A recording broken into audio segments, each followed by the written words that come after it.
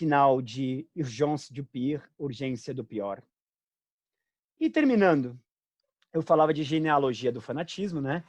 E trata-se aí, então, como também dizia, de um requisitório aberto a nível antropológico, ao qual nem mesmo o próprio Cioran escapa, porque se trata, na verdade, no subtexto, de uma palinódia, de uma retratação, abjuração, após um longo exame de consciência, né, e também após essa grande reviravolta de que fala Matsumaru, um requisitório aberto a nível antropológico, tendo como alvo ou objeto de crítica principal, na linha de frente, o próprio Cioran, que foi, diga-se, em sua juventude insone, delirante, irracionalista, apaixonada e inspirada também, né?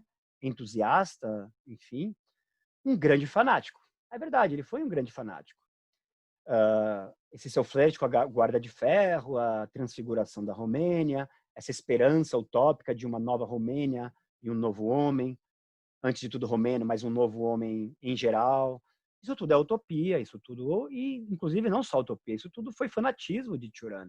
Então, Cioran, quando está escrevendo a genealogia do fanatismo no Breviário de Decomposição e fazendo esse requisitório que tem ele mesmo, antes de tudo, como objeto de crítica e alvo, antes de qualquer outro fanático e qualquer outro tipo de fanatismo, ou fanática mulher, né? Enfim, ele mesmo como objeto, porque ele foi esse fanático. Então, Cioran está escrevendo com conhecimento de causa, como quem fala da perspectiva de um ex-fanático. Sim, o Breviário e todos os livros consecutivos, a partir do Breviário, são livros e é a obra de um romeno que agora está escrevendo em francês e que é um ex-fanático. Cioran é um ex-fanático. Existe ex-fanático. Tem gente que é fanático pro resto da vida. Pode até mudar de um fanatismo para outro, né? Fica transitando. Eu vejo o Olavo de Carvalho como sendo o fanático sectário que transita entre tipos de fanatismo. Cada época da vida dele, cada década, ele já frequentou uma seita aqui, outra seita ali, né? Tarica, esqueci o nome aí da seita lá do, enfim, que não é Opus Dei, mas é brasileira também, que ele também transitou. Então, assim, quando é sectário, é sectário. Quando é fanático, é fanático. E vai ser para a vida toda. Ele pode até sair de uma seita, mas vai para outra. Ele não consegue ficar fora de seita, sem a vivência sectária, entendem? E isso é o fanático. Tem gente que deixa, que se cura do fanatismo, e Cioran se curou do fanatismo, e sobrou, né, subsistiu no lugar do fanatismo o antifanatismo da lucidez, que é também um antidogmatismo da lucidez, que é um princípio de insegurança e de incerteza, né? Então, tem gente que nunca se cura do fanatismo, que é fanático por natureza, nasceu para ser fanático, é uma vocação para o fanatismo e vai ser fanático pro resto da vida. O máximo vai transitar entre um ou outro tipo de fanatismo, vai mudar de lado, primeiro um fanatismo X, depois um fanatismo não X ou Y, e ficar transitando entre seitas, como faz o Olavo de Carvalho, enfim. Então, Cioran foi, em sua juventude, um grande fanático, delirante, insone, um romântico idealista e utópico, que sonhava com uma nova Romênia, um novo homem, como eu já disse, né, que seriam transfigurados pelo terror e pela tortura. Era isso que sonhava, que aspirava o jovem Cioran na sua transfiguração da Romênia. Uma nova Romênia e um novo homem, como transfigurados pelo terror e pela tortura. Ele abjurou, ele se arrependeu, ele voltou atrás, deixou de manter e nutrir esses pensamentos, essas convicções, esses dogmas, essas certezas, né? A partir do breviário, para mim e para muitos outros, e o que importa é que eu acho que sim, e que esses muitos outros também acham que sim, e se muitos outros também acham que não, para mim não importa, porque eu não tenho dúvidas, eu comigo mesmo não tenho dúvidas, e eu compartilho com essa minha convicção hermenêutica com outras pessoas, e para mim basta, né? De que Cioran de fato se arrependeu, não disfarçou, não mentiu, não fingiu que se arrependeu, quando no fundo continuou mantendo todos esses pensamentos, ideias, crenças, esperanças, convicções e etc, né? Como muita gente acha que sim, e insinua quando não diz categoricamente que é isso, e que Cioran nunca se arrependeu, e que na verdade ele sempre fingiu. Enfim, o breviário então, como eu disse, o livro de um ex-fanático, arrependido, envergonhado pelo seu próprio fanatismo de outrora, doravante, né, a partir do breviário, Isso aí que eu vou dizer agora, né, doravante, é uma fórmula que está no História e Utopia. E, aliás, antes de terminar, eu quero citar duas passagens. Uma é de História e Utopia e a outra é de Le Mauvais Demiurge. E que são dois exemplos, duas ilustrações daquilo que eu acho que em Cioran incomoda e perturba e causa indignação à esquerda, por um lado, e aí é o História e Utopia.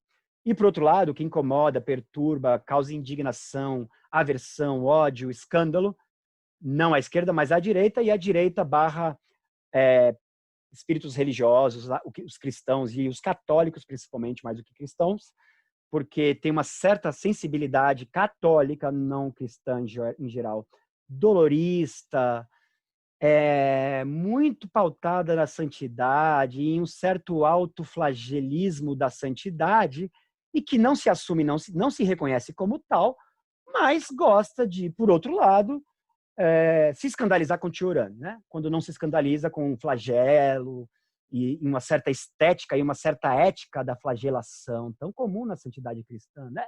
Haja visto Sob o Sol de Satã, um livro que, aliás, eu adoro, de Georges Bernanos. É isso aí, Georges Bernanos, O Sol de Satã. Pega o personagem lá, o padre, esqueci o nome dele agora, o personagem principal de O Sol de Satã, do Bernanos.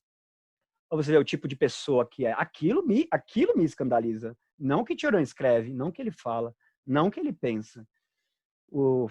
A autoflagelação, silício, sabe essas coisas? Isso sim me escandaliza, me horroriza, cara. Enfim. E a Cioran também, não só a mim. Então, Cioran doravante, isso é uma fórmula do História e Utopia, que eu já vou citar, se considera um militante do vago e um entusiasta do talvez. Isso sim. De alguém que sabe por experiência de causa o que é o fanatismo, né? Ele experimentou, vivenciou até as últimas consequências ou as penúltimas consequências, né? O fanatismo, de maneira muito delirante, muito destrutiva. Por isso mesmo, né, que Cioran sabe tão bem incomodar os fanáticos. É por isso, porque ele mesmo já foi um, e ele sabe incomodar, tocar no ponto fraco, no ponto nevrálgico dos fanáticos em geral. Não precisa diferenciar se é um ou outro, branco ou rosa, ou vermelho, ou preto, né, X ou Y, esse ou aquele, assim, ou assado, entendeu? O fanatismo enquanto essência do fanatismo, e que pode se desdobrar para qualquer lado. Cioran sabe tocar nessa essência. Ele sabe chegar ali no núcleo do fanatismo e incomodar ali, na raiz. Incomodar na raiz. E é por isso que quem pega o breviário de decomposição e a genealogia do fanatismo e começa a ler, tem um mínimo denominador comum, que é como se fosse uma pedra de toque, né? Para saber quem é o fanático e quem não é o fanático, potencial ou de facto, que vai se escandalizar, se horrorizar, deplorar Cioran e manifestar o seu ódio por Cioran, escandalizado, ultrajado, né? Provavelmente essa pessoa é um fanático, se não de facto, em potencial, e ele está se reconhecendo muito fidedignamente nas palavras de Cioran em suas páginas. É isso que se trata. Enfim, se reconhecendo, né, muito fidedignamente, e o que os faz sentir-se incomodados, expostos e nus, desnudados. Então, como eu disse, Cioran lamenta o fato de o ser humano não demonstrar nenhuma propensão natural à dúvida, mas antes às certezas e ao dogma e à paixão do dogma, né? Uma vez mais, não apenas de natureza religiosa, mas também secular, política, ideológica. Dito isso, as ideologias modernas, seculares, utópicas, como disse John Gray, herdaram do cristianismo o que o cristianismo tem de pior a ser herdado. E aí eu gostaria de citar umas palavras do início de Genealogia do Fanatismo. No momento em que nos recusamos a admitir o caráter intercambiável das ideias, o sangue corre. Sob as resoluções firmes, ergue-se um punhal. Os olhos inflamados pressagiam o crime. Jamais o espírito hesitante, afligido pelo hamletismo, ser ou não ser, incerteza, flutuação. Hamletismo. Jamais esse espírito foi pernicioso. O princípio do mal reside na tensão da vontade. Uma crítica velada a Nietzsche, vontade de potência. Na inaptidão para o quietismo, na megalomania prometeica de uma raça que se arrebenta de tanto ideal, que explode sob suas convicções e que, por haver se comprazido em depreciar a dúvida e a preguiça, vícios mais nobres, segundo Tiorano, do que todas as virtudes juntas, por isso é que ela se embrenhou em uma via de perdição na história, nesta mescla indecente de banalidade e de apocalipse. Nela, na história, as certezas abundam. O que carece, o que há em falta aí, são dúvidas. São pessoas em dúvida e que permanecem em dúvida, em estado de dúvida. Tudo aquilo que Pierre-Henri Simon considera impossível, inadmissível, inaceitável, imoral, e uma série de outras coisas, né? Ele que é um grande moralista, racionalista, etc. e tal. E na história, segundo Tiorano, as certezas abundam. E está aí Pierre-Henri Simon para comprovar o que Tiorano está dizendo. Suprima as certezas e suprimirá, sobretudo, suas consequências das certezas, práticas, né? Consequências práticas. Reconstituirá o paraíso. O que é a queda, em Q maiúsculo, se não a busca de uma verdade e a certeza de havê-la encontrado, a paixão por um dogma e o estabelecimento de um dogma? Disso resulta o fanatismo, tara capital que dá ao homem o gosto pela eficácia, pela profecia e pelo terror. Lepra lírica que contamina as almas, as submete, as tritura ou as exalta. Só escapam a ela, a essa tara do fanatismo, os céticos, ou, entre parênteses, os preguiçosos e os estetas, porque não propõem nada. Por quê? Irônico, cínico, tirano, verdadeiros benfeitores da humanidade, eles, céticos, preguiçosos e estetas, só eles destroem os preconceitos e analisam o delírio. Sinto-me mais seguro junto de um pirro de Elis, o cético pirro, do que de um São Paulo, pela razão de que uma sabedoria de boutades, de frivolidades, de veleidades, de uma certa doçura da leveza, e uma certa sabedoria da leveza, da frivolidade, uma sabedoria assim, de boutades, é mais doce do que uma santidade desenfreada. Então, eu queria citar e ilustrar, né, o Tiorano, que normalmente incomoda a esquerda e que vai na contramão de toda uma exigência e um imperativo de ideologização, politização, parti pris, engajamento, né? Daí aquela figura do intelectual engagé, Sartre, Camus, Foucault, etc. Tiorano não é um intelectual engagé, não é um intelectual público, comprometido de forma ativa e pública com causas políticas, quaisquer que sejam, ao menos não a partir do breviário de decomposição. E esse apolitismo de Turan, né, que fica muito patente no História e Utopia, normalmente incomoda não toda a esquerda, óbvio, mas muita gente, não à direita, à esquerda, porque acha inadmissível que Turan se dê a liberdade de ser um intelectual não engagé, não comprometido de uma certa maneira, né, que tem que ser seguindo uma cartilha, com o seu mundo, a sua sociedade e com os movimentos sociais, e sei lá, com o que mais, né? E como assim? Então, assim como Pierre-Henri Simon fica indignado com outra coisa, e ele não é de esquerda necessariamente, e é um espírito religioso, a esquerda, por sua vez, fica indignada com Turan por outras razões. Eu queria mostrar essas duas razões. Que Turan incomoda e deixa indignada tanto uma esquerda ateísta, ideológica, marxista, revolucionária, etc. e tal, e obviamente nunca é o todo dessa esquerda. E, por outro lado, como Turan incomoda uma direita religiosa, católica, teísta, e se for o caso de humanismo, não é um humanismo ateísta, mas um humanismo ateu, né? Como, aliás, existe uma editora antiga de Portugal que é editora da Livraria do Humanismo Ateu, uma coisa assim. Ateu não, Humanismo Cristão, uma coisa assim. Enfim, a espiritualidade cristã, né? E nesse sentido, Cioran não está incomodando a esquerda, né? Espíritos revolucionários de esquerda, marxistas, etc. e tal, mas ele incomoda muito mais um Pierre-Henri Simon e também o Augusto Frederico Schmitt, né? Que, como nós vimos, é um poeta, intelectual, jornalista e editor católico, com uma sensibilidade e uma ética, um ethos, né, fortemente católicos, né, de um certo dolorismo, um certo ideal da santidade, e se escandaliza, né, fica ultrajado, indignado com Cioran, quando ele é editor de obras dos integralistas, enfim. Plínio Salgado, inclusive, né? Então, faz sentido que Cioran incomode a um integralista ou editor de integralista, né?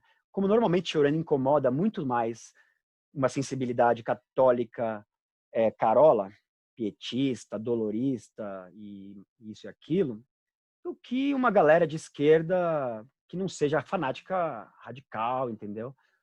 Como tem muitos, né? Não é todo mundo na esquerda que é fanático radical e não é todo mundo à direita também que é bolsominion ou lavete fanático radical idiota, né?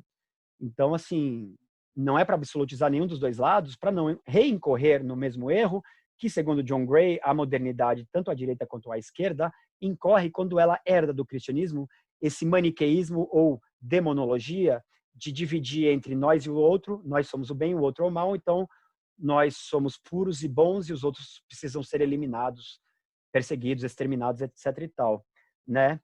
A direita pensa isso da esquerda e a esquerda pensa isso da direita, né? E em alguns casos extremos, de maneira fanática. Enfim. Então, eu vou mostrar essas duas ocorrências, né? Primeiro, o Cioran, que normalmente incomoda não a direita religiosa, mas uma esquerda. E eu falava de genealogia do fanatismo, que Cioran faz um requisitório aberto e tudo mais.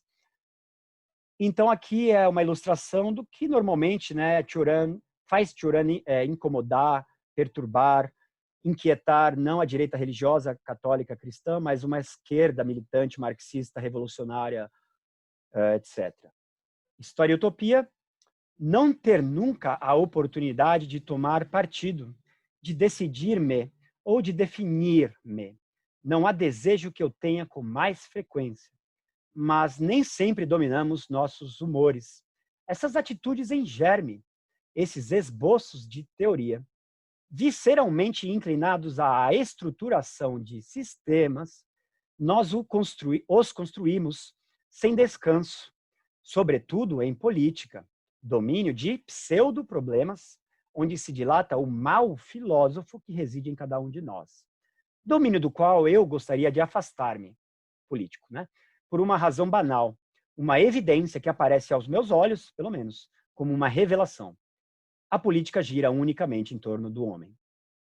Tendo perdido o gosto pelos seres, esforço-me em vão, doravante, por adquirir o gosto pelas coisas, limitado forçosamente pelo intervalo que os separa, exercito-me e esgoto-me à sua sombra. Isto é o primeiro texto de História e Utopia. O título é Carta a um Amigo Distante, porque ela originalmente foi uma carta que Cioran escreveu em resposta à carta que esse seu amigo distante, no caso Constantinoica, que estava preso do outro lado da cortina de ferro na Romênia comunista, né, enquanto Cioran estava na França, em Paris.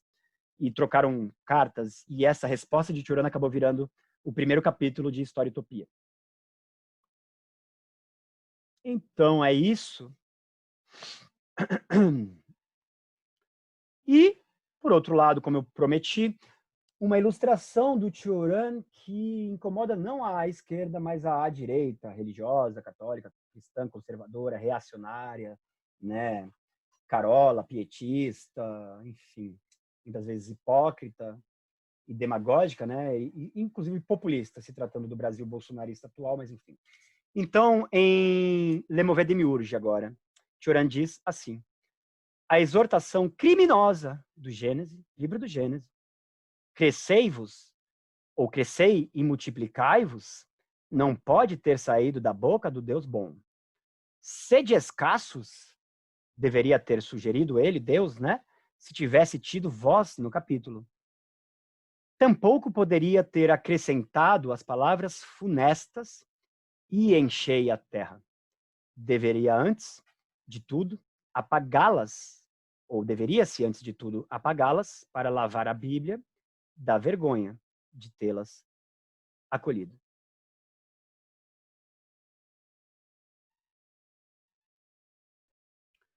Muito bem, então como o tema foi lucidez, ceticismo, antidogmatismo, antifanatismo, a lucidez como princípio e dispositivo de insegurança e incerteza, né, num sentido muito da dúvida cética, isso principalmente a partir do breviário de decomposição, e uma vez que um dos textos principais em torno dessa questão é no mesmo breviário de decomposição, Genealogia do Fanatismo, eu gostaria de terminar citando umas partes de outro texto do breviário de decomposição, que é para ser lido de maneira complementar em diálogo com Genealogia do Fanatismo, que também fala de dogma e dogmatismo, mas é os dogmas inconscientes.